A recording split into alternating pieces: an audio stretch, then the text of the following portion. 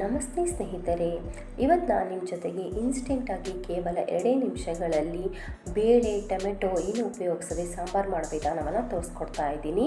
Welcome to ಪ್ರೀತಿಯಿಂದ ಅಡುಗೆ ಮನೆ. ಈ ಸಾಂಬಾರು ಅಥವಾ ಸಾರು ಮಾಡಲು ಮೊದಲಿಗೆ ಗ್ಯಾಸ್ ಮೇಲೆ ಒಂದು ಬಾಣಲೆ ಇಟ್ಕೊಂಡಿದ್ದೀನಿ.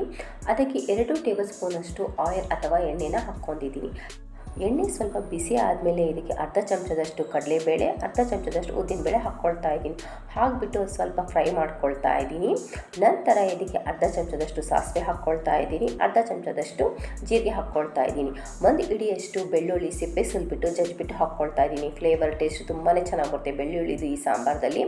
ನಂತರ 2 ಒಣಮೆಣಸಿನಕಾಯಿ ಮುದ್ಬಿಟ್ಟು ಹಾಕ್ಕೊಳ್ತಾ ಇದ್ದೀನಿ. ಸ್ವಲ್ಪ ಕರಿಬೇವು ಹಾಕಿಬಿಟ್ಟು ಚೆನ್ನಾಗಿ ಫ್ರೈ ಮಾಡ್ಕೊಳ್ತಾ ಇದ್ದೀನಿ. ಸ್ವಲ್ಪ ಫ್ರೈ ಆದಮೇಲೆ ಇದಕ್ಕೆ ಒಂದು ಮೀಡಿಯಮ್ ಸೈಜ್ ಈರುಳ್ಳಿ ಸಣ್ಣದಾಗಿ ಕಟ್ ಮಾಡಿಬಿಟ್ಟು ಹಾಕ್ಕೊಳ್ತಾ ಇದ್ದೀನಿ. ಈರುಳ್ಳಿನೂ ಸಹ ಚೆನ್ನಾಗಿ ನಾವು ಎಣ್ಣೆಯಲ್ಲಿ ಫ್ರೈ ಮಾಡ್ಕೊಳ್ಬೇಕಾಗುತ್ತೆ. ಈರುಳ್ಳಿ ಕಲರ್ ಚೇಂಜ್ ಆಗೋವರೆಗೂ, ಅಂದರೆ ಸ್ವಲ್ಪ ಚೇಂಜ್ ಆಗಬೇಕು, ಜಾಸ್ತಿ ಬ್ರೌನ್ ಕಲರ್ ಬರೋ ಅವಶ್ಯಕತೆ ಇಲ್ಲ ಸ್ನೇಹಿತರೆ. ಜಸ್ಟ್ ಸ್ವಲ್ಪ ಟ್ರಾನ್ಸ್ಲೂಟ್ ಕಲರ್ ಬರೋವರೆಗೂ ಈರುಳ್ಳಿನ ನಾವು ಫ್ರೈ ಮಾಡ್ಕೊಳ್ಬೇಕಾಗುತ್ತೆ. ನೋಡ್ತಿರ್ಬೋದು, ಈ ರೀತಿ ನಾನು ಈರುಳ್ಳಿನ ಫ್ರೈ ಮಾಡ್ಕೊಂಡಿದ್ದೀನಿ. ತುಂಬ ಈಸಿಯಾಗಿ ಇನ್ಸ್ಟೆಂಟಾಗಿ ಈ ಸಾಂಬಾರನ್ನ ಪ್ರಿಪೇರ್ ಮಾಡ್ಕೊಳ್ಬೋದು. ಟೇಸ್ಟ್ ತುಂಬಾ ಚೆನ್ನಾಗಿರುತ್ತೆ.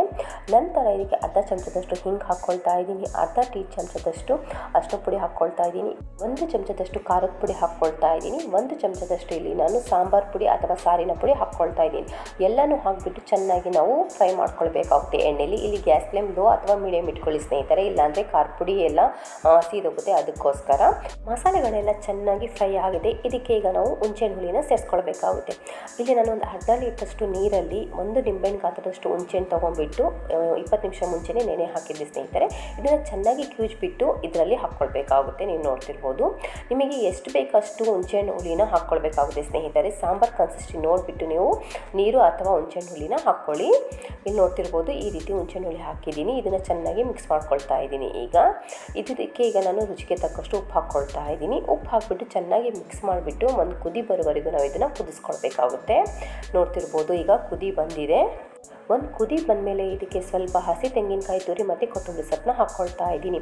ಇಲ್ಲಿ ಹಸಿ ತೆಂಗಿನಕಾಯಿ ತುರಿ ಆಪ್ಷನಲ್ ಸ್ನೇಹಿತರೆ, ಇದ್ದರೆ ಹಾಕ್ಕೊಳ್ಳಿ, ನಾನು ಸ್ಕಿಪ್ ಕೂಡ ಮಾಡ್ಕೊಳ್ಬೋದು. ಹಾಕಿದ ಮೇಲೆ ಲೋ ಫ್ಲೇಮಲ್ಲಿ ಲಿಡ್ ಕ್ಲೋಸ್ ಮಾಡಿಬಿಟ್ಟು 1-2 ನಿಮಿಷ ಸಿಮ್ಮಲ್ಲಿ ಬಿಟ್ಟರೆ ಟೇಸ್ಟ್ ತುಂಬಾ ಚೆನ್ನಾಗಿ ಬರುತ್ತೆ ಸಾರು ಅಥವಾ ಸಾಂಬಾರಿಂದು. ಇದಕ್ಕೆ ಈಗ ನಾನು ಲಿಡ್ ಕ್ಲೋಸ್ ಮಾಡಿಬಿಟ್ಟು 2 ನಿಮಿಷ ಸಿಮ್ಮಲ್ಲಿ ಬಿಡ್ತಾ ಇದ್ದೀನಿ. 2 ನಿಮಿಷ ಆಗಿದೆ, ಓಪನ್ ಮಾಡ್ತಾ ಇದ್ದೀನಿ. ಝಟ್ಪಟ್ ಅಥವಾ ಫಟಾಫಟ್ ಸಾಂಬಾರು ಅಥವಾ ಸಾರು ರೆಡಿಯಾಗಿದೆ. ನೋಡಿದ್ರಲ್ಲ ಸ್ನೇಹಿತರೆ, ಕೇವಲ 5 ನಿಮಿಷದಲ್ಲಿ ತುಂಬ ರುಚಿಯಾಗಿರುವ ಇನ್ಸ್ಟೆಂಟ್ ಆಗಿರುವ ಸಾರು ಅಥವಾ ಸಾಂಬಾರು ರೆಡಿಯಾಗಿದೆ. ಇದನ್ನು ಬಿಸಿ ಬಿಸಿ ಅನ್ನದ ಜೊತೆಗೆ ತುಪ್ಪ ಹಾಕ್ಕೊಂಡು ತಿಂತಾ ಇದ್ದರೆ ಟೇಸ್ಟ್ ತುಂಬಾ ಚೆನ್ನಾಗಿ ಬರುತ್ತೆ. ಮತ್ತೆ ಸಿಗೋಣ ಮತ್ತೊಂದು ಹೊಸ ವಿಡಿಯೋ ಜೊತೆ. Till then take care. Thank you for watching. ಪ್ರೀತಿಯಿಂದ ಅಡುಗೆ ಮನೆ.